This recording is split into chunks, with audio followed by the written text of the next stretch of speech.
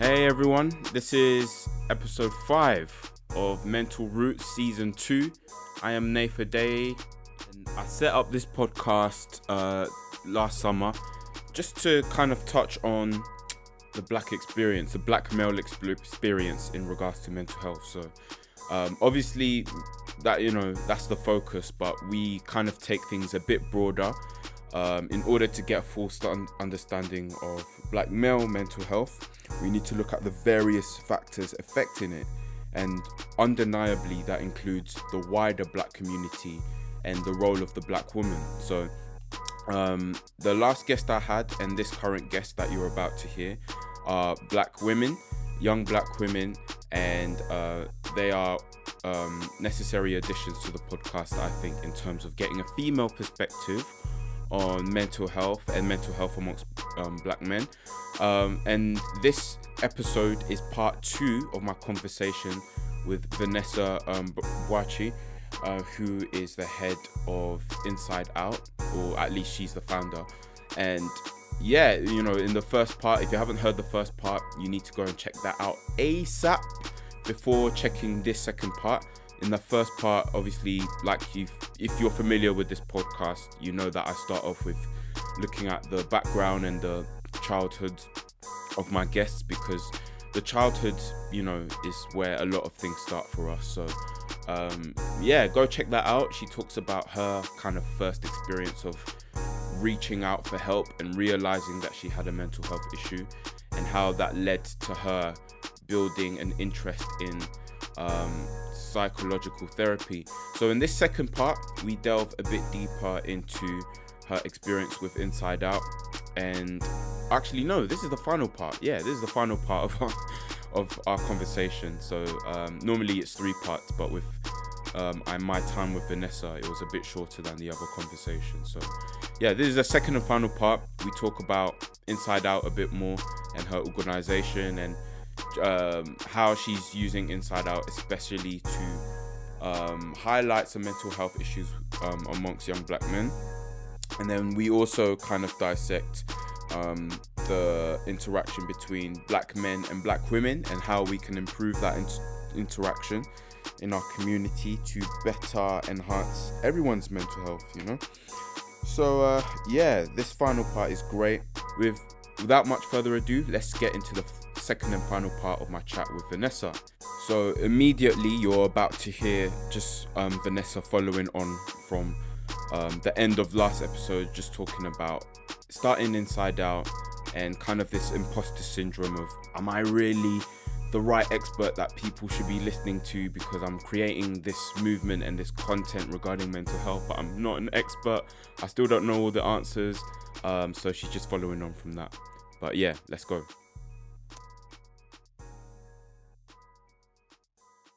Initially, I was very apprehensive about it. I was quite nervous about it because, I wasn't an expert, and I'm going ahead to speaking about mental health. But one thing to realize is that, with what you have to contribute to the world, someone out there is looking for that. Do you know what I mean? Someone out there needs what you are going to say. So everyone relates to things in different ways. For some people, speaking directly to a therapist is going to be helpful. For some people, listening to this podcast and hearing people having a conversation is going to be even more beneficial. For some people, just hearing about someone's experience itself, that can be life-changing for them. So knowing that everyone is different and everyone learns in different ways, I think that itself is what gave me confidence, because even with the little that I have, it can help someone. And the fact that even with the little that I had and the little that I knew, I put an event and people were asking me, when's the next one? That itself, that blew my mind. And there's that saying, if you help one person, you've helped a family. And if you've helped a family, you've helped a community. And if you've helped a community, that's your way of helping the world. So that's it. Yeah. That's it. That's literally it. And that's what made me do what I do. And that's what makes me continue to do what I do, because I'm not, I don't know everything. I don't know. I'm not going to sit here and say I know every single thing. I'm still learning as well. And with what I do know, what I have been trained in, with my experiences, that is benefiting people, and that has benefited someone out there, and that will continue to benefit someone out there as well. I'm not saying that I'm the person for everyone, but I'm the person for someone, and that's what matters. I love that. Because as for content, and you could probably relate to this as a content creator, I like Shocker. Like, I remember meeting Shocker. In fact, that leads on well to how I first came across Inside Out, because I think I'm trying to remember how I think I was already looking for like mental health, platforms and pages, and then I came across your Inside Out somehow, and basically I ended up signing up for one of the events. I think there might have been a post about it, like mental health in young black men or something. And then I signed up for it. And then in that first meeting, what I loved was like, first of all, I was thinking, okay, this is bigger than me. Like, I'm not just making this up. And then funnily enough, that's how I met Shocker. I think you know Shocker. Shout out Shocker if you're listening to this. He's doing great stuff. Shout out to you. Yeah. And then it's funny because obviously he's been a pretty big artist before that, but I never heard of him. I'm a huge fan of rap music in the UK, but somehow I didn't hear of him. But I connected with him through the conversation on mental health. And so through that Zoom call, I've stayed in contact with him. And one thing I like about his music and what he's doing with his platform is, again, raising awareness, and also the idea of impact over numbers.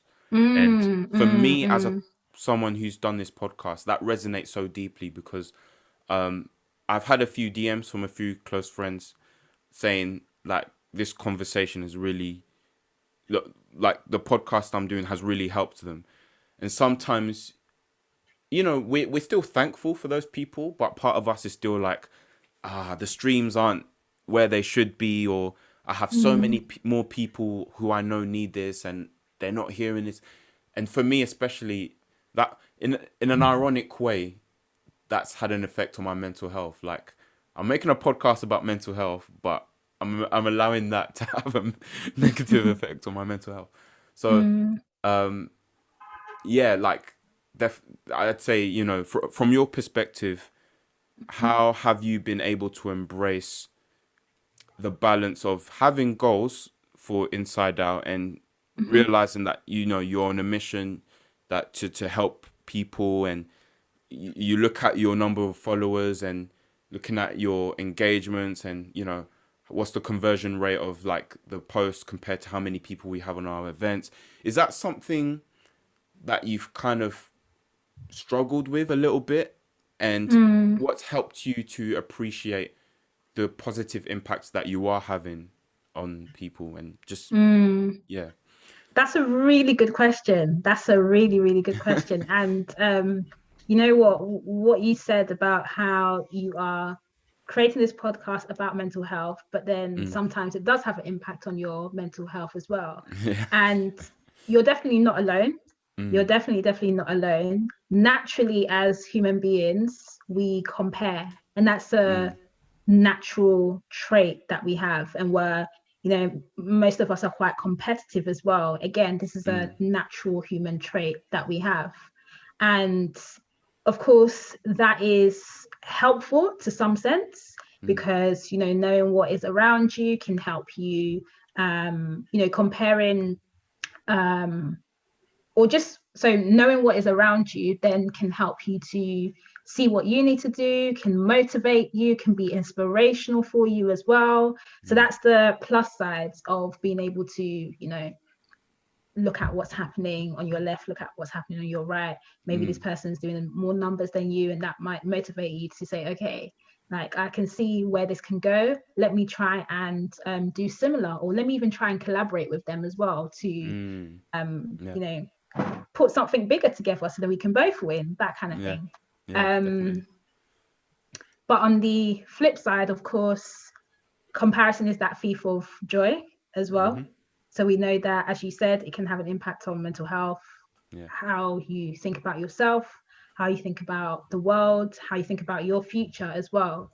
So it was something like, I can't sit here and lie and say I've never felt bad because, you know, of not reaching the goals that I want to achieve, or not wanting to get 100,000 likes or whatever it is on a post. It's something that, you know, of course, especially as people who are really passionate about this topic, you want to get out to as many people as possible. You want to make sure that people can relate to what you're putting out there as well, so you can help people. That's naturally what you want to do.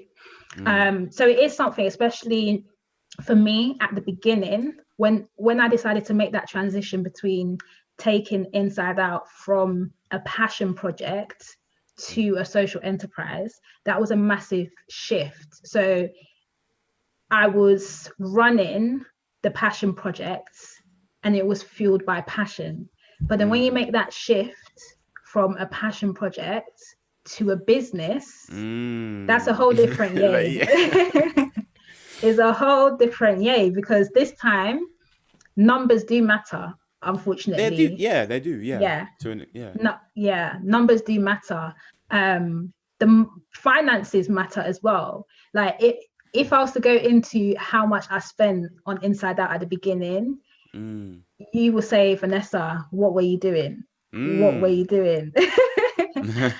I actually, even just to drop even just to drop a little bit in there, I literally spent majority of my savings on Inside Out at the beginning, and I made quite a bit of a loss at the beginning doing these events. But God willing, fast forward nearly 4 years later, we're going to be 4 in April, 2nd of April.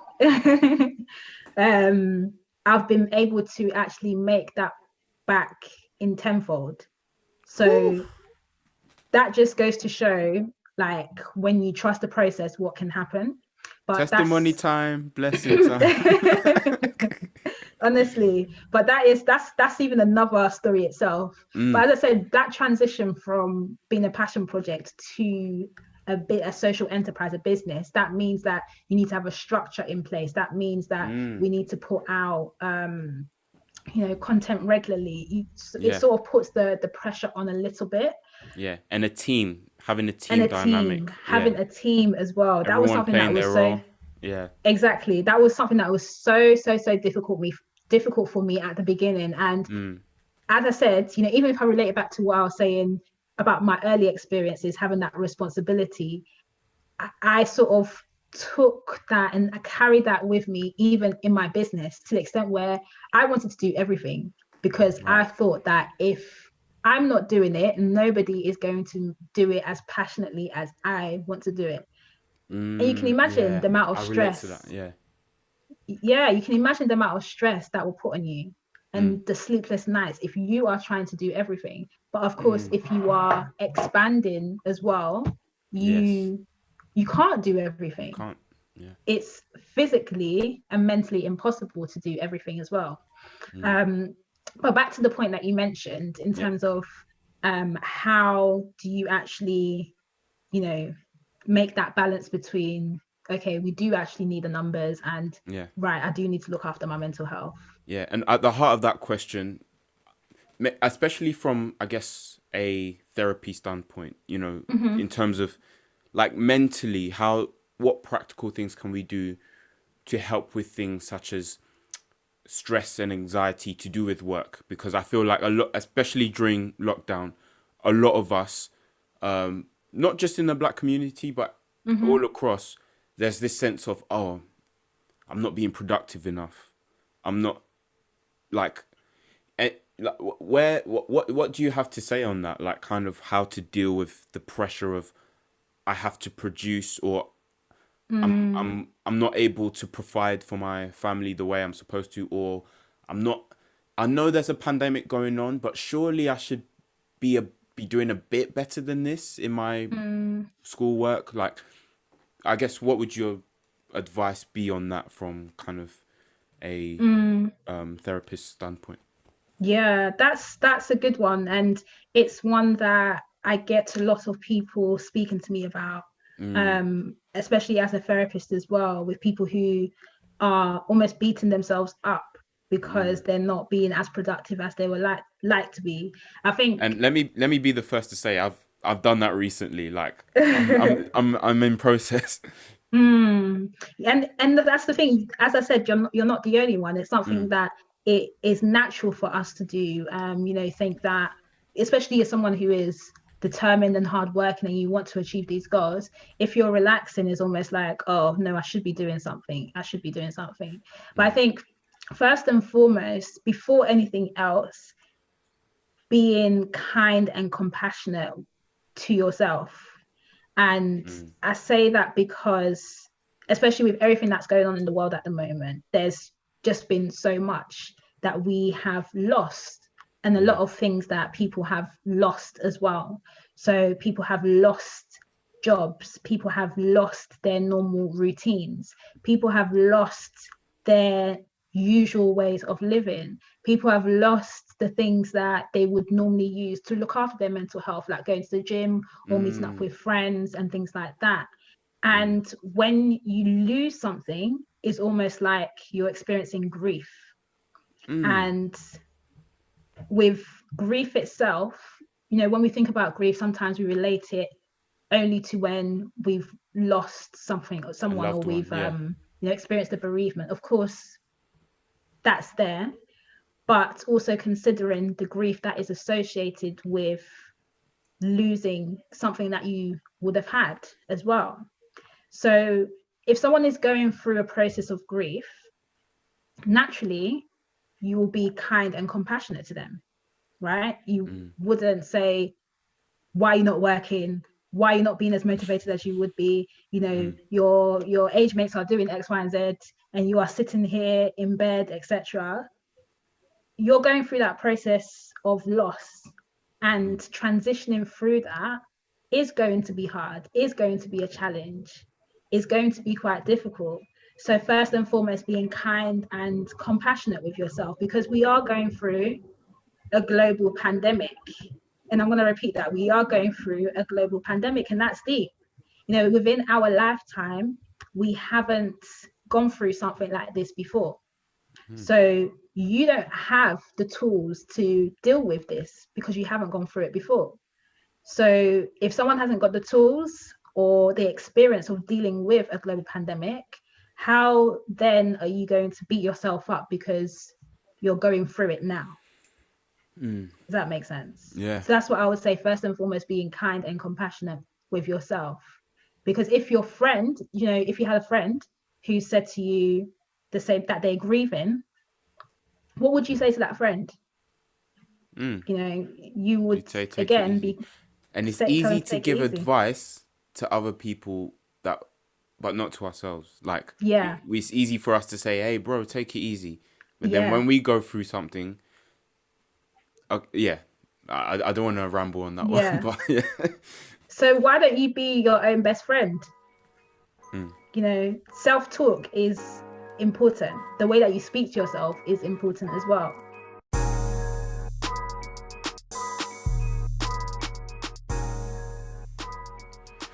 Hey everyone, I hope you're enjoying this insightful episode so far. I just want to use this brief intermission to quickly share with you something that's really been helping me the past few months in terms of my physical health, which in turn has helped my mental health too. Because you see, it's very easy for us to talk about mental health, forgetting that our physical health is connected with it, because our bodies do need certain nutrients and certain things to help our brain deal with the stress that's running through our body. And so to manage our adrenaline levels, to manage our adaptogens. And so the past few months I've been using a variety of food supplement products to help me in different aspects of my health. For example, to help me with my stress levels and my concentration levels, I've been taking these really great organic optimized nootropics shots, or which are abbreviated as on shots. They're little juice pouches that have a rich flavor, a rich raspberry flavor, which you can mix with water or your own kind of drink mixture. And it's been helping me. Just about 1 cup a day has helped me get through my coursework load, as well as my podcasting, as well as all my other content, including my Mental Route short film.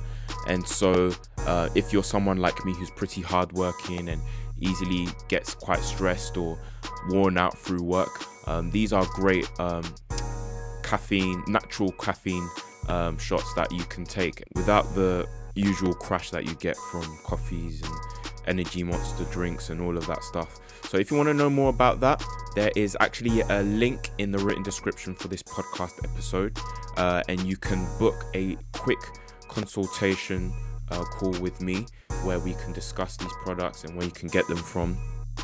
And so just select a time slot in that link and we'll consult you. And there are other products as well, including some really rare wild Alaskan fish oil pills, which I've been using. Not your typical fish oil pills, obviously rich in omega-3, but for me personally, they've really helped me wake up with a fresh mind, with no baggy eyes, very clear white eyes, which is quite unusual for me. I usually get red eyes, and it takes me quite a while to get started and get energized in the morning, but these pills have just sped up that process to help me start the day better, which is also very important. The way we start our days has a huge impact on our mental and emotional outlook throughout the day.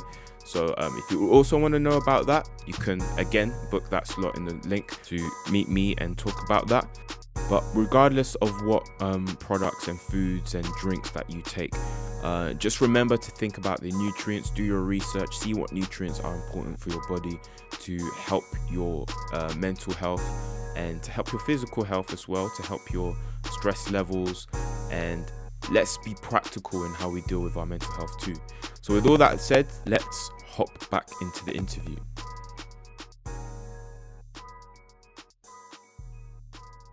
So naturally, when you do get those thoughts of, oh my gosh, I should be doing X, Y, and Z, that will come. That's a natural thought to experience. Mm-hmm. And then you actually acknowledging that thought in the moment. Okay, I have had a thought of, I need to be as productive as I used to be before the pandemic. And then actually pausing and thinking, okay, let me actually put this thought into perspective. Let me actually look at what this thought is actually telling me. Of course, it's telling me that I need to be as productive, but then you can actually speak back to that and then, remind yourself that I'm in a pandemic, I'm grieving loss of my usual routine. Yeah. So it's about that communication that we have with ourselves, that communication that you have with yourself. Because at the end of the day, that relationship that you have with yourself is the most important. And those thoughts will come. Those thoughts will naturally come because you're a human being. And it's not about what you do. No, it's not about those thoughts itself. It's more about how you manage those thoughts and what you do with those thoughts. And it goes back to that saying, it's not about the load you carry, it's about how you carry it. I think we can stop there. It's not about it's not about the load you're carrying, it's about how you carry it. Wonderful. Right. This in itself, the next topic I want to bring up in itself could be a whole other thing. But I wanted to get into Black men specifically and how you perceive the various mental struggles of many young Black men. So I guess my question is,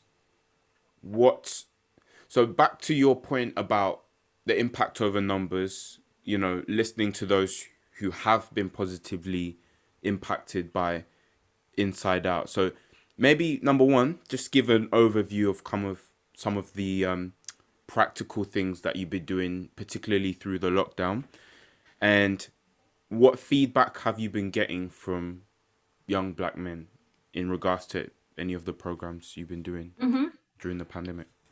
Yeah, so in terms of what we have been doing, do you mean particularly for young Black men? Yes.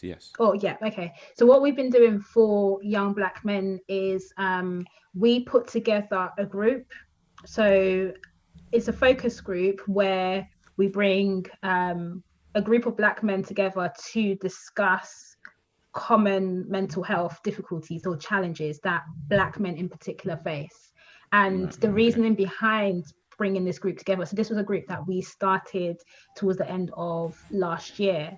And it was important for myself and Nicola, who's the assistant director, to put this group together, because what tends to be the case is when we look at people who are accessing mental health services. So I have worked in public services, I've worked in private services, I run my own private practice, and I obviously do inside out as well. And something that I can see is that Black men are least likely to access mental health services, and they are more likely to drop out of mental health services as well.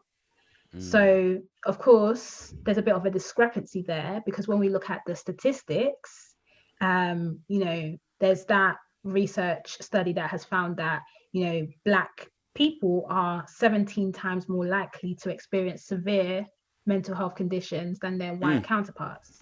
So there's a huge, massive discrepancy between the two, where we're seeing that, Black people are experiencing severe mental health conditions, but they're not accessing services.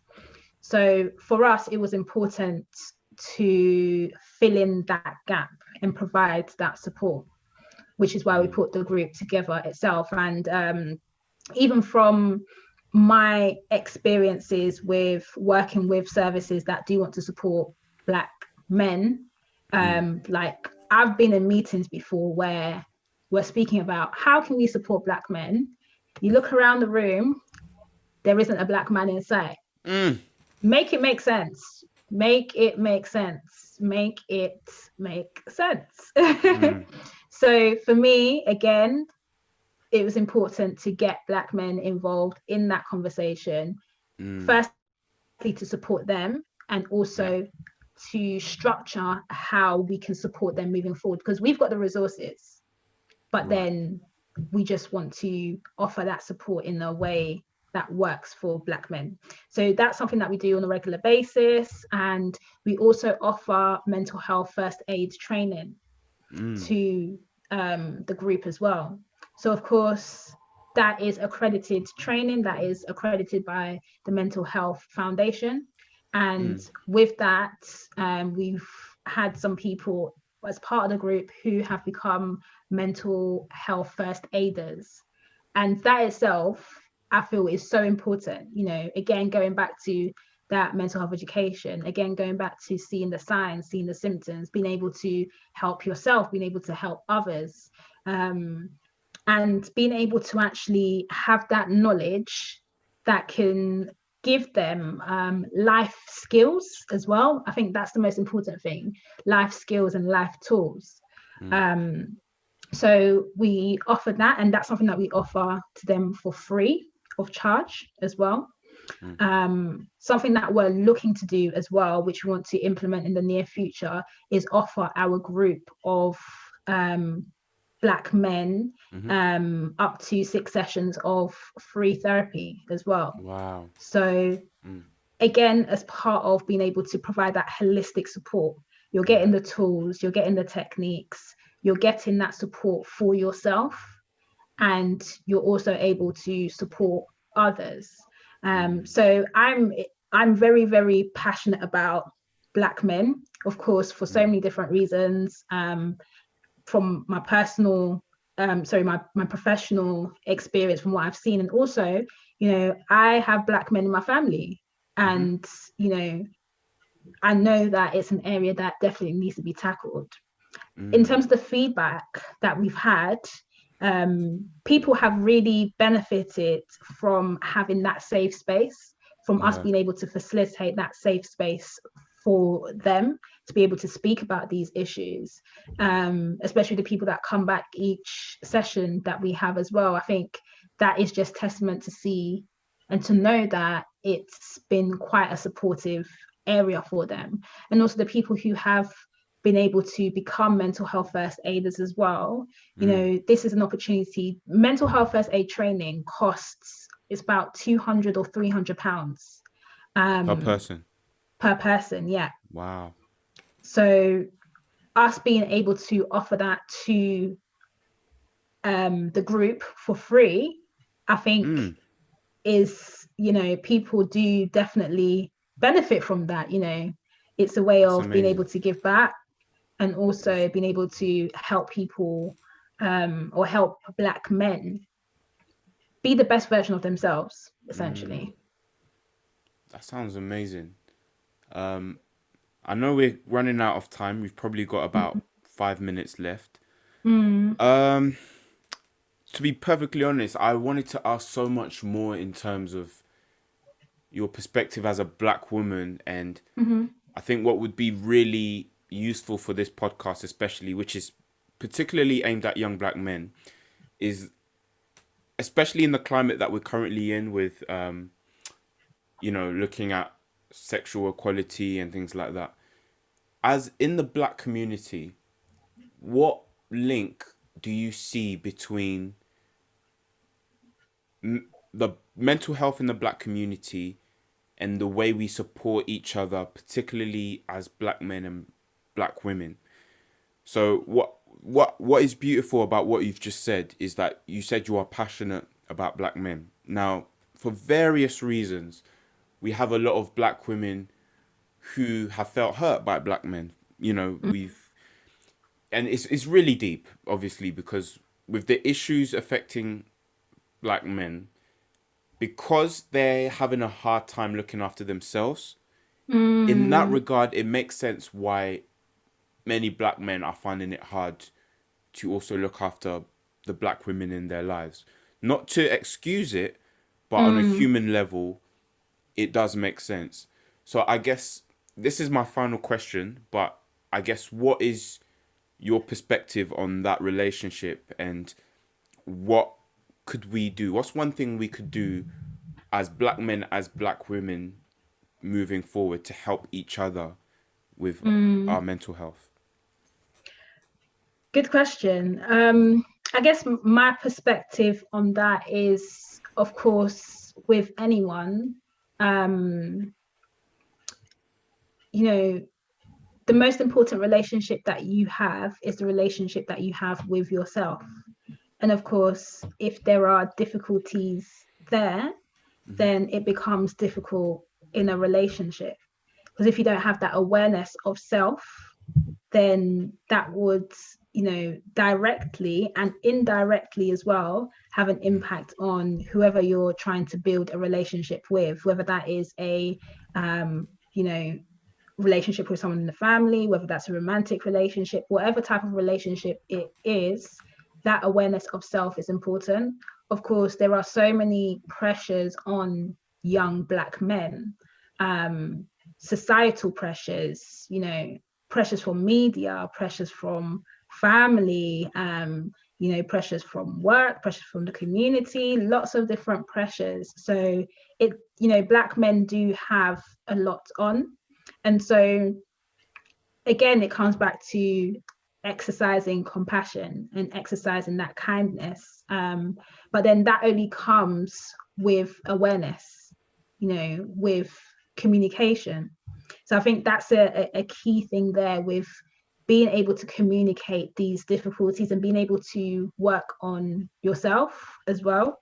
So whether that is something that you do through self-help, there's loads of materials out there, loads of books that you can read, or if that is something that you would do through professional help, through seeking support from a therapist to really get at some of those issues that may be a barrier towards thriving relationships as well.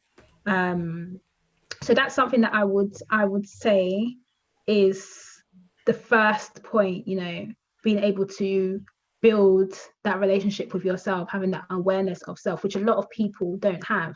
And I think it's really important because you are with yourself 24/7. Nobody knows you more than anyone else in this world, So because you're with yourself 24/7, having that relationship with yourself is important. It's almost like if you're going to live with someone and you're going to be with someone, you're going to want to build a good relationship with them. If that relationship that you have with them is not a positive one, then of course that's going to lead to multiple different issues as well.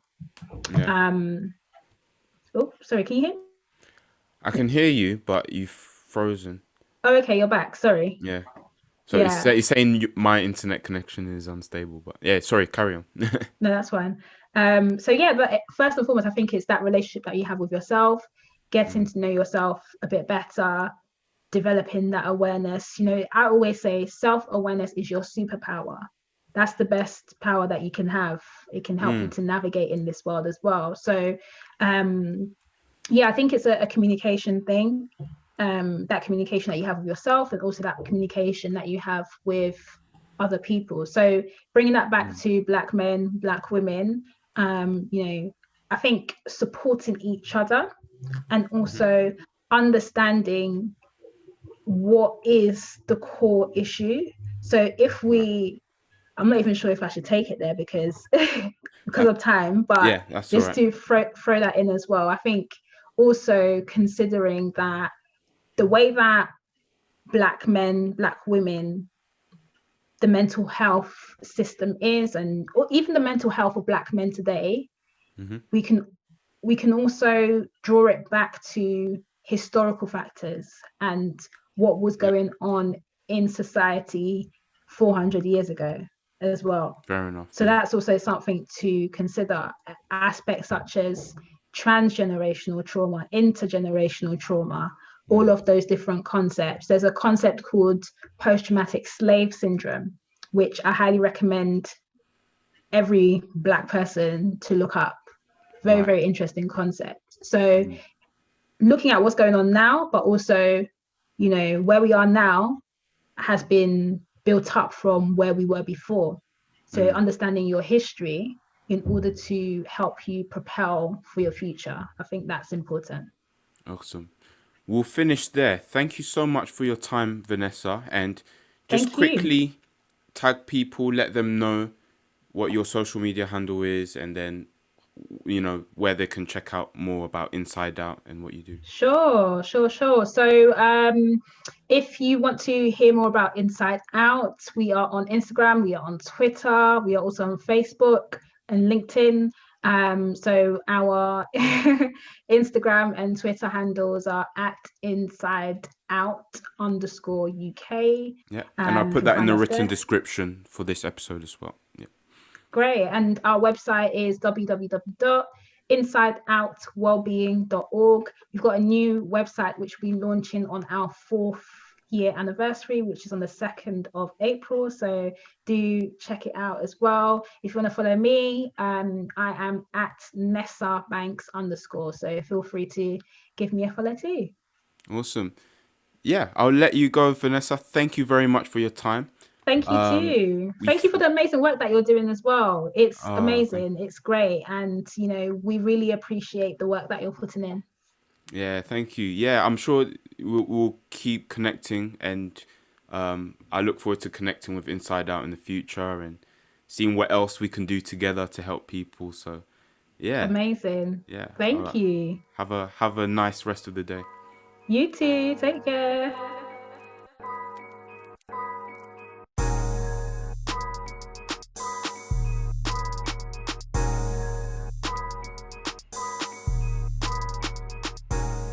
Well, that was a really good conversation with Vanessa. Vanessa, if you're listening, thank you for dropping your insight and giving your time to share with me. Just the amazing things that you and the Inside Out team have been doing and are still currently doing, not just to help young Black men, but just various people, especially within the Black community in regards to mental health. But I'm sure a multitude of people across various ethnicities and backgrounds have benefited from the work of Inside Out. So guys, you guys listening, as I said in the interview, you can check out the details for the social media handles in the written description for this podcast. So check that out on whatever platform you're listening to. Check out their website as well if you are especially a young Black man and are keen to not only benefit from their kind of counseling and therapy, but also to see how you can contribute as well. Because if there's a big thing that we can take away from this, is that if we're going to look at ways to help, or if practitioners are going to look at ways to help young black men actually need to be in the room and feeding into the process. And it's not about being qualified in the mental health field, but it's about you telling your story as a young black man and letting people in places of influence know, so that they can in turn provide the service that works for you. So if you do want to take part in the focus groups of Inside Out, again, the link to their website, as Vanessa said, is in the written description. So just check that out and look at the various services they have to offer, including joining the focus group as well. I know Vanessa said in our recording, you can probably tell from the recording that it was done about just over a month ago, and that's because obviously I'm trying to do these conversations in advance. So obviously by now Inside Out has had their 4th anniversary, so shout out the whole Inside Out team. Well done to you guys for the immense things that you have done in such a short space of time. So by now, obviously you can access their new website that Vanessa was talking about. The website is looking amazing, so everything's clearly laid out. And I know I'm going on a bit, but lastly, I am trying to find the right people who can support this podcast. And when I say support, I mean, number one, giving some money to help towards, if you could donate, that would be great. One way you can donate is through the affiliate link. So if you are a content creator like me, you do music, you're also trying to get into podcasting, and you're looking for gear to help you, in the written description for this episode, I have the written gear, the gear that I'm using written, and I have affiliate links, Amazon affiliate links for you to go and you obviously check out those products. Me, myself, as someone who's starting out in audio content creation, this is some good beginner gear that I've got. So, just the XLR mic, the Focusrite Scarlett Solo audio interface, and which comes with 3 codes to order music software and various other plugins and things like that. So check that out. If you want to make a purchase through those links, so that I can earn a small commission and I can use that to reinvest in the podcast and investing in ads on social media, investing maybe even more advanced tech when that is in demand. Just things to make this podcast bigger and better, to reach more young guys and help them. So that support would be greatly appreciated. I might set up a FundMe page or something, I don't know, but just keep an eye out for that as another way you can support financially. The second way I'm looking for the right people to support is actually being part of the podcast, so being a co-host. I want to find a good co-host to help push this podcast forward, preferably someone who's also passionate about this topic, obviously preferably young black male, but if you're a young black female, no worries, that's probably even better because you can bring an alternative perspective as well. So anyone who's also equally as passionate, or probably even more passionate about mental health as something that needs to be addressed, especially within the black community, but also you've also got your own experiences, or you've got your own kind of insights to share, and you like content creation, you're wanting to get into podcasting, and you just want to support either through being a co-host or even editing. If you don't want to be a co-host but you want to help with the editing or the social media content, please let me know. Do I currently have money to pay? No, if I keep it 100, but at this stage it's just looking for people who are like-minded and want to share this vision. So at this stage it's not really an employment opportunity or a paid opportunity, but obviously I am working towards financial freedom. I am working towards having an abundance of money where I can at least pay the people I'm working with some amount of money for their efforts. So that is the goal. But like with any venture, I'm starting from the ground up. It's still early days, so I'm looking for people who want to help from the ground up and help build this thing. And so if you are a pioneer-minded person and you care about this podcast like I care about it, please let me know, and let's see if we can arrange a way for you to help, because I'm not gonna lie, it is quite a bit to carry on my shoulders independently.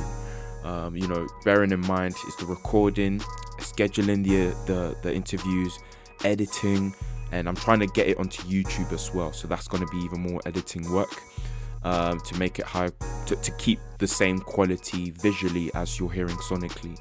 So I do need people to help me lift that burden, not a burden in a negative sense, because it is a privilege for me to do this, but nonetheless I am juggling lots of other things, and I want to leverage my time, I want to leverage my efforts. So if you see yourself being a good addition to the making of this podcast, let me know. My email is nataddai@hotmail.co.uk, nataddai@hotmail.co.uk, and let's make things happen. I know this was a long ending, but I just had loads of things to say.